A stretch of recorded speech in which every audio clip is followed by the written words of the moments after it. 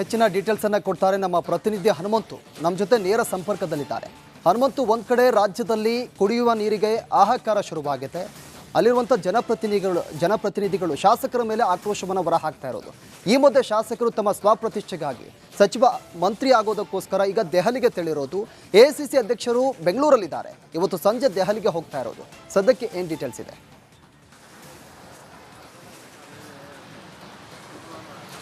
ಪ್ರವೀಣ್, ಬಿಸಿಲಿನ ತಾಪ ಹೆಚ್ಚಾಗ್ತಿದ್ದಂಗೆ ಸಾರ್ವಜನಿಕರಲ್ಲೂ ಕೂಡ ಒಂದಷ್ಟು ಕುಡಿಯುವ ನೀರಿನ ಸಮಸ್ಯೆ ಸೇರಿದಂತೆ ರಾಜ್ಯದ ಬೇರೆ ಬೇರೆ ಕ್ಷೇತ್ರಗಳಲ್ಲಿ ಬೇರೆ ಬೇರೆದ್ದೇ ಸಮಸ್ಯೆಗಳಿದ್ದಾವೆ. ಇಂತಹ ಸಂದರ್ಭದಲ್ಲಿ ಕರ್ನಾಟಕ ರಾಜ್ಯ ರಾಜಕಾರಣದ ಬಿಸಿಲಿನ ತಾಪ, ರಾಜಕೀಯದ ತಾಪವೂ ಕೂಡ ಹೆಚ್ಚಾಗಿದೆ. ಕಾರಣ ಏನಂತಂದು ಹೇಳಿದ್ರೆ 3 ರಿಂದ 4 ಬಾರಿ ಗೆದ್ದಂಥ ಶಾಸಕರು ತಮಗೆ ಅಧಿಕಾರ ಬೇಕು, ಸಚಿವ ಸ್ಥಾನವನ್ನು ಕೊಡಲೇಬೇಕು ಅನ್ನುವಂತಹ ಅಕ್ಕೊತ್ತಾಯವನ್ನು ಹಿಡಿದು ಇದೀಗ ದೆಹಲಿಯ ಅಂಗಳದಲ್ಲಿ ಕುಳಿತಿದ್ದಾರೆ. ಅವರ ಪ್ರಮುಖ ಬೇಡಿಕೆ ಏನಂತಂದು ಹೇಳಿದ್ರೆ, ಮುಖ್ಯಮಂತ್ರಿಗಳ ಬದಲಾವಣೆಯ ವಿಚಾರದಲ್ಲಿ ಏನೇ ತೀರ್ಮಾನ ತೆಗೆದುಕೊಂಡ್ರು ಹೈಕಮಾಂಡ್ ಅದನ್ನು ತೀರ್ಮಾನ ತೆಗೆದುಕೊಳ್ಳಿ, ಅದರಲ್ಲಿ ನಮ್ಮದು ಯಾವುದೇ ರೀತಿಯ ತಕರಾರಿಲ್ಲ.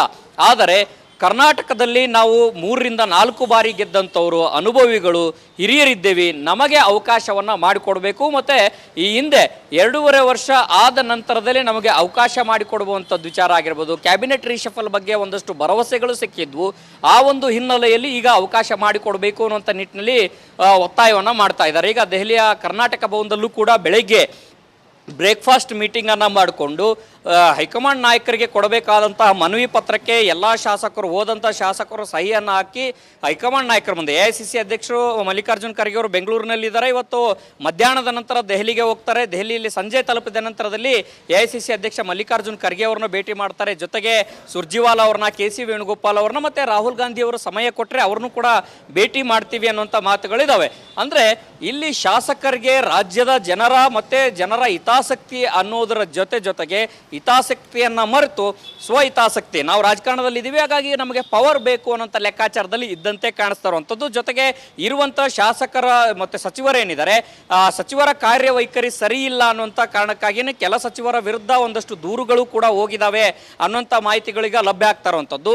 ಯಾವ ಸಚಿವರ ಕಾರ್ಯವೈಖರಿಯಿಂದ ಸರ್ಕಾರಕ್ಕಾಗಲಿ ಅಥವಾ ಪಕ್ಷಕ್ಕಾಗಲಿ ಯಾವುದೇ ರೀತಿಯ ಪ್ರಯೋಜನ ಇಲ್ವೋ ಅಂಥವ್ರನ್ನ ಬದಲಾವಣೆ ಮಾಡಿ ಅನ್ನುವಂಥ ಹಕ್ಕೊತ್ತಾಯವು ಕೂಡ ಈಗ ಇದ್ದಂತೆ ಕಾಣಿಸ್ತಾ ಇರುವಂಥದ್ದು. ಜೊತೆಗೆ ಇಲ್ಲಿ ಕ್ಷೇತ್ರದಲ್ಲಿ ಕೆಲಸ ಮಾಡಬೇಕಾದಂಥ ಶಾಸಕರು ದೆಹಲಿಗೆ ಹೋಗಿ ಕುಳಿತಿರುವಂಥ ಕಾರಣಕ್ಕಾಗಿಯೇ ಸಾರ್ವಜನಿಕ ವಲಯದಲ್ಲಿ ಸಾಕಷ್ಟು ಒಂದಷ್ಟು ಟೀಕೆಗಳು ಮತ್ತು ಟಿಪ್ಪಣಿಗಳು ಎಲ್ಲವೂ ಕೂಡ ಕೇಳಿ ಬರ್ತಾ ಇದೆ. ಆದರೆ ಇದೆಲ್ಲವನ್ನೂ ಕೂಡ ಬದಿಗಿಟ್ಟು ಮೊದಲು ನಾವು ಸಚಿವರಾಗಬೇಕು ಅನ್ನೋಂಥ ನಿಟ್ಟಿನಲ್ಲಿ ಪ್ರಯತ್ನಗಳನ್ನು ಮಾಡ್ತಾ ಇದ್ದಾರೆ. ಇದನ್ನು ಹೈಕಮಾಂಡ್ ಯಾವ ರೀತಿ ನೋಡುತ್ತೆ ಅನ್ನೋಂಥದ್ದು ಕಾದು ನೋಡಬೇಕಾಗಿದೆ. ಯಾಕೆಂದರೆ ಮುಖ್ಯಮಂತ್ರಿ ಸಿದ್ದರಾಮಯ್ಯನವರು ಕೂಡ ಕ್ಯಾಬಿನೆಟ್ ರೀಶಫಲ್ ಮಾಡುವಂಥ ವಿಚಾರಕ್ಕೆ ಒಂದಷ್ಟು ಒಲವನ್ನು ಹೊಂದಿದ್ದಾರೆ. ಅತ್ತ DCM DK ಶಿವಕುಮಾರ್ ಅವರು ಮೊದಲು ತಮ್ಮ ವಿಚಾರವನ್ನು ಇತ್ಯರ್ಥಪಡಿಸಿದ ನಂತರದಲ್ಲಿ ಕ್ಯಾಬಿನೆಟ್ ರೀಶಫಲ್ ವಿಚಾರವನ್ನು ಮಾಡಬೇಕು ಅನ್ನುವಂಥ ಅವರು ಕೂಡ ಬೇಡಿಕೆ ಇಟ್ಟಿರುವಂಥದ್ದು. ಹಾಗಾಗಿ ಕಾಂಗ್ರೆಸ್ ಹೈಕಮಾಂಡ್ ಪಂಚರಾಜ್ಯಗಳ ಚುನಾವಣೆಯ ಫಲಿತಾಂಶದ ಬಳಿಕ ಕರ್ನಾಟಕದ ರಾಜಕಾರಣದ ವಿಚಾರದಲ್ಲಿ ಒಂದಷ್ಟು ಆಸಕ್ತಿ ತೋರ್ಬೋದು. ಆ ಒಂದು ಸಂದರ್ಭದಲ್ಲೂ ಕೂಡ ಕ್ಯಾಬಿನೆಟ್ ರೀಶಫಲ್ ಅಂತಂದು ಹೇಳಿದ್ರೆ ಅಷ್ಟು ಸುಲಭದ ಮಾತಲ್ಲ. ಯಾಕೆ ಅಂತಂದು ಹೇಳಿದ್ರೆ ಒಂದು ರೀತಿ ಜೇನುಗೂಡಿಗೆ ಕೈ ಹಾಕದಂತೆ ಕಾಣಿಸುತ್ತೆ. ಆ ಒಂದು ರಾಜಕೀಯ ಬೆಳವಣಿಗೆಗಳು ಕೂಡ ನಡೀತವೆ. ಯಾಕೆಂತಂದು ಹೇಳಿದ್ರೆ ಜಾತಿವಾರು, ಪ್ರಾದೇಶಿಕವಾರು, ಜಿಲ್ಲಾವಾರು ಪ್ರಾತಿನಿಧ್ಯಗಳು, ಅದರ ಜೊತೆಗೆ ಇರುವಂಥ ಶಾಸಕರ ಪಕ್ಷಕ್ಕೆ ಕೊಡುಗೆಯನ್ನು ಕೊಟ್ಟಿದ್ದಾರೆ. ಮುಂಬರುವಂಥ ದಿನಗಳಲ್ಲಿ ಚುನಾವಣೆಯ ದೃಷ್ಟಿಕೋನದಲ್ಲಿ ಅವರು ಯಾವ ರೀತಿ ಕೆಲಸಕ್ಕೆ ಬರ್ತಾರೆ, ಅವರನ್ನು ಬಳಸ್ಕೊಂಡು ಯಾವ ರೀತಿ ನಾವು ಪಕ್ಷವನ್ನು ಸಂಘಟಿಸಬಹುದು ಅನ್ನೋಂಥ ಒಂದಷ್ಟು ಲೆಕ್ಕಾಚಾರಗಳ ಆಧಾರಿತವಾಗಿ ಕಾಂಗ್ರೆಸ್ ಹೈಕಮಾಂಡ್ ತೀರ್ಮಾನ ಮಾಡುತ್ತೆ. ಈ ತೀರ್ಮಾನ ಮಾಡುವಂಥದ್ದು ಅಷ್ಟು ಸುಲಭನ ಅನ್ನೋಂಥ ಪ್ರಶ್ನೆ ಬಂದಂಥ ಸಂದರ್ಭದಲ್ಲಿ ಸಹಜವಾಗಿ ಕಾಂಗ್ರೆಸ್ ಪಕ್ಷದಲ್ಲಿ ಗೊಂದಲಗಳು ಮತ್ತಷ್ಟು ಹೆಚ್ಚಾಗುವಂಥ ಎಲ್ಲ ಲಕ್ಷಣಗಳು ಕಾಣಿಸ್ತಾ ಇರುವಂಥದ್ದು. ಪ್ರವೀಣ್, ಹನುಮಂತು, ಈಗಾಗಲೇ ಶಾಸಕರು ದೆಹಲಿಯಲ್ಲಿದ್ದಾರೆ. ಅಲ್ಲಿ ಈಗ ಮನವಿಯನ್ನು ಮುಂದೆ ಇಡ್ತಾರೆ, ಮನವಿ ಮಾಡ್ಕೊಳ್ತಾರೆ. ಒಂದು ವೇಳೆ ಹೈಕಮಾಂಡ್ ಏನಾದರೂ ಅವರ ಮನವಿಗೆ ಸ್ಪಂದಿಸಿ ಸಚಿವ ಸಂಪುಟ ಪುನರಚನೆಯಾದರೆ CM ಬದಲಾವಣೆ ಆಗುವಂಥ ಸಾಧ್ಯತೆ ಇದೆನಾ? ಇಲ್ಲಿ ನಾಯಕತ್ವದ ವಿಚಾರಕ್ಕೆ ಬಂದಾಗ 2 ವರ್ಷನ್ಗಳನ್ನು ನಾವಿಲ್ಲಿ ಗಮನಿಸಬೇಕು ಪ್ರವೀಣ್. ಒಂದು, ಕ್ಯಾಬಿನೆಟ್ ರೀಶಫಲ್ ಆದರೆ ನಾಯಕತ್ವ ಬದಲಾವಣೆ ಇಲ್ಲ ಅನ್ನುವಂಥ ಸ್ಪಷ್ಟವಾದಂಥ ಸಂದೇಶ ರವಾನೆ ಆಗುತ್ತೆ ಅನ್ನುವಂಥ ಲೆಕ್ಕಾಚಾರದಲ್ಲಿ CM ಸಿದ್ದರಾಮಯ್ಯನವರ ಬಣದಲ್ಲಿ ಗುರುತಿಸಿಕೊಂಡಿರುವಂಥ ನಾಯಕರು, ಸಚಿವರು, ಜೊತೆಗೆ CM ಸಿದ್ದರಾಮಯ್ಯನವರ ರಾಜಕೀಯ ಚದುರಂಗದ ಆಟದ ಒಂದು ಭಾಗವೂ ಕೂಡ ಆಗಿದೆ. ಕ್ಯಾಬಿನೆಟ್ ರೀಶಫಲ್ ಆದರೆ ಒಂದೊಮ್ಮೆ 2.5 ವರ್ಷದ ನಂತರದಲ್ಲಿ ಕ್ಯಾಬಿನೆಟ್ ರಿಶಫಲ್ ಆಗಿಬಿಟ್ಟಿದ್ರೆ ಅಥವಾ ಈಗೇನಾದರೂ ಕ್ಯಾಬಿನೆಟ್ ರಿಶಫಲ್ ಆಗದೇನೆ ಅದಕ್ಕೆ ತಡೆಯನ್ನು ಕೊಟ್ಟರೆ ಹೈಕಮಾಂಡ್ ಮಟ್ಟದಲ್ಲೂ ಕೂಡ ನಾಯಕತ್ವದ ಬದಲಾವಣೆಯ ವಿಚಾರದಲ್ಲಿ ಎಲ್ಲೋ ಒಂದು ಕಡೆಗೆ ಹೈಕಮಾಂಡ್ ಮಟ್ಟದಲ್ಲೂ ಕೂಡ ಗೊಂದಲ ಇದ್ದಂತೆ ಕಾಣಿಸ್ತಾ ಇದೆ. ಹಾಗಾಗಿ ಮುಖ್ಯಮಂತ್ರಿ ಸಿದ್ದರಾಮಯ್ಯನವ್ರನ್ನ ಮುಂದುವರಿಸಬೇಕಾ ಅಥವಾ ಡಿ.ಸಿ.ಎಂ ಡಿ.ಕೆ. ಶಿವಕುಮಾರ್ ಅವರಿಗೆ ಬೇರೆಯನ್ನೇ ಅವಕಾಶ ಕೊಡಬೇಕಾ ಅಥವಾ ಅವ್ರು ಡಿ.ಕೆ. ಶಿವಕುಮಾರ್ ಅವರು ಇಟ್ಟಂಥ ಬೇಡಿಕೆಯನ್ನು ಈಡೇರಿಸಬೇಕಾ? ಈ ಎಲ್ಲ ಆಯಾಮಗಳಲ್ಲೂ ಕೂಡ ಹೈಕಮಾಂಡ್ ತೀರ್ಮಾನ ಮಾಡ್ತಾ ಇದೆ. ಆ ಒಂದು ತೀರ್ಮಾನ ಆಗದ ಹೊರತು ಕ್ಯಾಬಿನೆಟ್ ರಿಶಫಲ್ ಆಗಬಾರ್ದು ಅನ್ನೋಂಥ ಬೇಡಿಕೆಯನ್ನು ಡಿ.ಸಿ.ಎಂ ಡಿ.ಕೆ. ಶಿವಕುಮಾರ್ ಅವರು ಕೂಡ ಇಟ್ಕೊಂಡಂತೆ ಕಾಣಿಸ್ತಿರುವಂಥದ್ದು ಮತ್ತು AICC ನಾಯಕರ ಜೊತೆಗೆ ಇಂಥದ್ದೊಂದು ಮಾತುಕತೆಯನ್ನು ಮಾತಾಡಿದ್ದಾರೆ ಅನ್ನೋದನ್ನ ಅಭಿಪ್ರಾಯವನ್ನು ಕೂಡ ವ್ಯಕ್ತಪಡಿಸಿದ್ದಾರೆ ಅನ್ನುವಂಥ ಮಾಹಿತಿಗಳು ಈಗ ಇರುವಂಥದ್ದು. ಈ ಒಂದು ಹಿನ್ನೆಲೆಯಲ್ಲಿ ಈಗ ಕ್ಯಾಬಿನೆಟ್ ರಿಶಫಲ್ ರೋಗಿ ಬಯಸಿದ್ದು ಹಾಲು ಅನ್ನ, ವೈದ್ಯ ಹೇಳಿದ್ದು ಹಾಲು ಅನ್ನ ಅನ್ನೋ ರೀತಿಯಲ್ಲಿ ಎರಡೂ ಬಣದ ಶಾಸಕರು ಡಿ.ಸಿ.ಎಂ ಡಿ.ಕೆ. ಶಿವಕುಮಾರ್ ಅವರ ಬಣದ ಶಾಸಕರಾಗಿರ್ಬೋದು ಮತ್ತೆ ಸಿದ್ದರಾಮಯ್ಯನವರ ಬಣದಲ್ಲಿರುವ ಗುರುತಿಸಿಕೊಂಡಿರುವಂತಹ ಶಾಸಕರು ಅವರ ಬೇಡಿಕೆ ಏನಾಗಿತ್ತು? ಕ್ಯಾಬಿನೆಟ್ ರಿಶಫಲ್ ವಿಚಾರ. ಹೈಕಮಾಂಡ್ ಏನಾದರೂ ಕ್ಯಾಬಿನೆಟ್ ರಿಶಫಲ್ ವಿಚಾರಕ್ಕೆ ಕೈಗೆತ್ಕೊಂಡ್ರೆ ಸಹಜವಾಗಿ ತಮ್ಮ ಬೇಡಿಕೆಗಳನ್ನು ಈಡೇರಿಸಿಕೊಳ್ಬಹುದು, ತಮ್ಮ ಬೇಡಿಕೆಗಳನ್ನು ಹೈಕಮಾಂಡ್ ಮುಂದೆ ಇಡಬಹುದು ಅನ್ನುವಂಥ ಲೆಕ್ಕಾಚಾರದಲ್ಲಿ ಡಿ.ಸಿ.ಎಂ ಡಿ.ಕೆ. ಶಿವಕುಮಾರ್ ಅವರು ಇದ್ದಂತೆ ಸ್ಪಷ್ಟವಾಗಿ ಕಾಣಿಸುತ್ತೆ. Praveen. Okay, thank you Hanumanthu ತಮ್ಮೆಲ್ಲ ಮಾಹಿತಿಗೆ.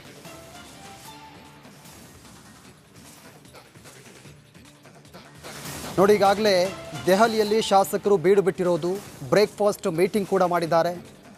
AICC ಅಧ್ಯಕ್ಷ ಮಲ್ಲಿಕಾರ್ಜುನ್ ಖರ್ಗೆ ಅವರ ಬರುವಿಕೆಗಾಗಿ ಕಾಯ್ತಾ ಇದ್ದಾರೆ. ಅವರ ಬಂದ ಬಳಿಕ ಅವರನ್ನು ಭೇಟಿಯಾಗಿ ಈ ಮಂತ್ರಿಗಿರಿಗೋಸ್ಕರ ಲಾಬಿ ಮಾಡುವಂಥ ಸಾಧ್ಯತೆ ಕೂಡ ಇದೆ. ಅದರ ಜೊತೆಗೆ ರಾಹುಲ್ ಗಾಂಧಿ, ಸೋನಿಯಾ ಗಾಂಧಿ ಅವರನ್ನು ಭೇಟಿ ಮಾಡೋದಕ್ಕೆ ಅವಕಾಶ ಸಿಕ್ಕರೂ ಕೂಡ ಅವರನ್ನು ಭೇಟಿ ಮಾಡಿ ಈ ವಿಚಾರವನ್ನು ಚರ್ಚೆ ಮಾಡುವಂಥ ಎಲ್ಲ ಸಾಧ್ಯತೆ ಕೂಡ ಇದೆ. 25ಕ್ಕೂ ಹೆಚ್ಚು ಶಾಸಕರು ಈಗ ದೆಹಲಿಯಲ್ಲಿ ಬೀಡು ಬಿಟ್ಟಿದ್ದಾರೆ. ಈಗಾಗಲೇ ಒಂದು ಸುತ್ತಿನ ಸಭೆ ಕೂಡ ಮಾಡಿದ್ದಾರೆ. ಅದಾದ ಬಳಿಕ ಈಗ AICC ಅಧ್ಯಕ್ಷ ಮಲ್ಲಿಕಾರ್ಜುನ್ ಖರ್ಗೆ ಯಾವಾಗ ದೆಹಲಿಗೆ ಬರ್ತಾರೆ, ಬಂದ ಬಳಿಕ ಅವರನ್ನು ಭೇಟಿಯಾಗಿ ಚರ್ಚೆ ಮಾಡ್ತಾರೆ. ಪಟ್ಟಂತೆ ಹೆಚ್ಚಿನ ಡೀಟೇಲ್ಸನ್ನು ಕೊಡ್ತಾರೆ ನಮ್ಮ ಪ್ರತಿನಿಧಿ ಹನುಮಂತು. ನಮ್ಮ ಜೊತೆ ನೇರ ಸಂಪರ್ಕದಲ್ಲಿದ್ದಾರೆ. ಹನುಮಂತು, ಒಂದು ಕಡೆ ರಾಜ್ಯದಲ್ಲಿ ಕುಡಿಯುವ ನೀರಿಗೆ ಹಾಹಾಕಾರ ಶುರುವಾಗಿದೆ. ಅಲ್ಲಿರುವಂಥ ಜನಪ್ರತಿನಿಧಿಗಳು ಶಾಸಕರ ಮೇಲೆ ಆಕ್ರೋಶವನ್ನು ಹೊರಹಾಕ್ತಾ ಇರೋದು. ಈ ಮಧ್ಯೆ ಶಾಸಕರು ತಮ್ಮ ಸ್ವಪ್ರತಿಷ್ಠೆಗಾಗಿ ಸಚಿವ ಮಂತ್ರಿ ಆಗೋದಕ್ಕೋಸ್ಕರ ಈಗ ದೆಹಲಿಗೆ ತೆರಳಿರೋದು. AICC ಅಧ್ಯಕ್ಷರು ಬೆಂಗಳೂರಲ್ಲಿದ್ದಾರೆ. ಇವತ್ತು ಸಂಜೆ ದೆಹಲಿಗೆ ಹೋಗ್ತಾ ಇರೋದು. ಸದ್ಯಕ್ಕೆ ಏನು ಡೀಟೇಲ್ಸ್ ಇದೆ?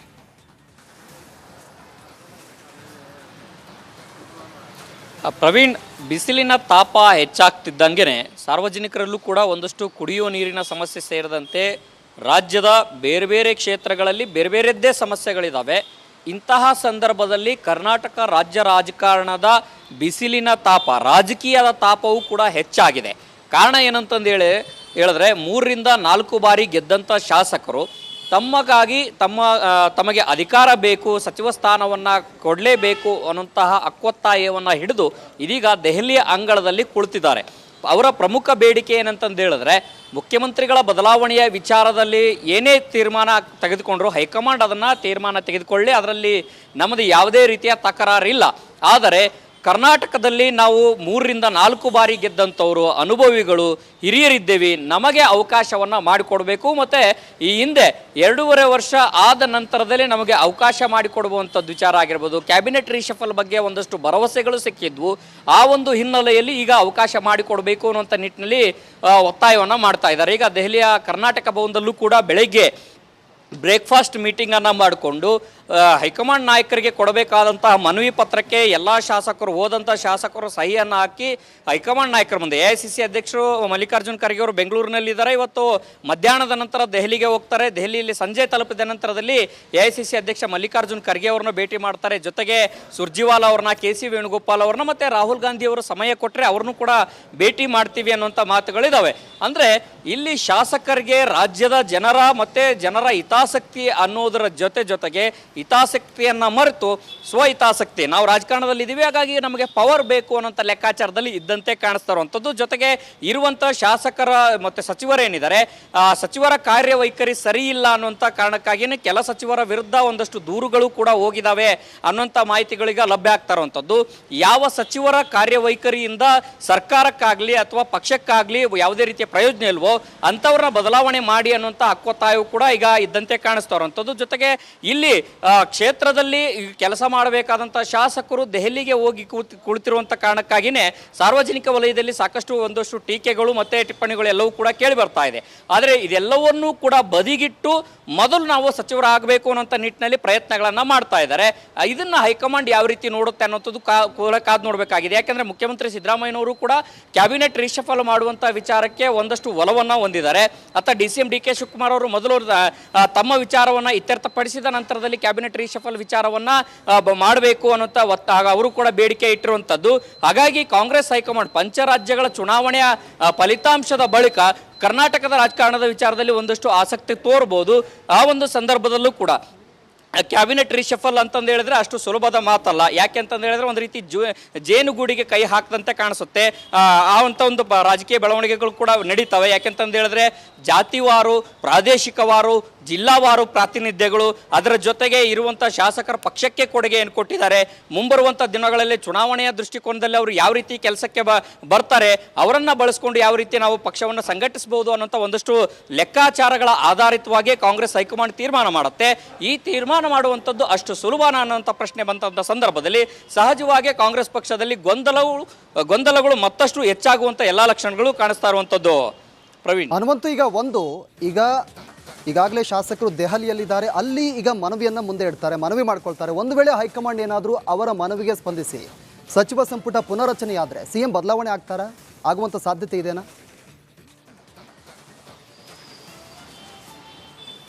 ಇಲ್ಲಿ ನಾಯಕತ್ವದ ವಿಚಾರಕ್ಕೆ ಬಂದಾಗ 2 ವರ್ಷನ್ಗಳನ್ನು ನಾವಿಲ್ಲಿ ಗಮನಿಸಬೇಕು ಪ್ರವೀಣ್.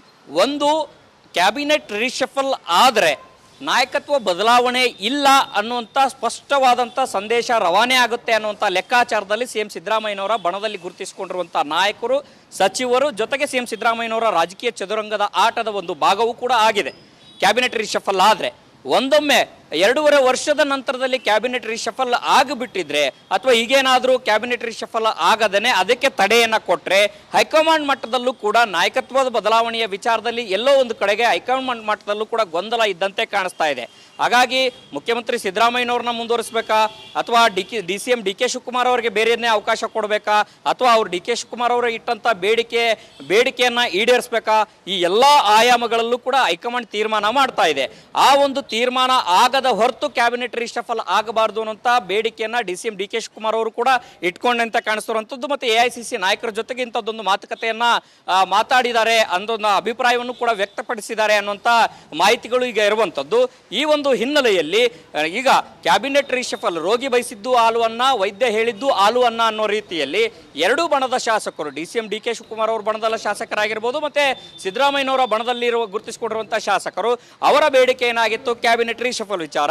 ಹೈಕಮಾಂಡ್ ಏನಾದರೂ ಕ್ಯಾಬಿನೆಟ್ ರೀಶಫಲ್ ವಿಚಾರಕ್ಕೆ ಕೈಗೆತ್ಕೊಂಡ್ರೆ ಸಹಜವಾಗಿ ತಮ್ಮ ಬೇಡಿಕೆಗಳನ್ನು ಈಡೇರಿಸಿಕೊಳ್ಬಹುದು, ತಮ್ಮ ಬೇಡಿಕೆಗಳನ್ನು ಹೈಕಮಾಂಡ್ ಮುಂದೆ ಇಡಬಹುದು ಅನ್ನುವಂಥ ಲೆಕ್ಕಾಚಾರದಲ್ಲಿ DCM DK ಶಿವಕುಮಾರ್ ಅವರು ಇದ್ದಂತೆ ಸ್ಪಷ್ಟವಾಗಿ ಕಾಣಿಸುತ್ತೆ.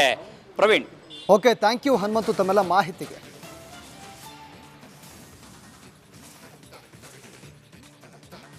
ನೋಡಿ, ಈಗಾಗಲೇ ದೆಹಲಿಯಲ್ಲಿ ಶಾಸಕರು ಬೀಡು ಬಿಟ್ಟಿರೋದು, ಬ್ರೇಕ್ಫಾಸ್ಟ್ ಮೀಟಿಂಗ್ ಕೂಡ ಮಾಡಿದ್ದಾರೆ.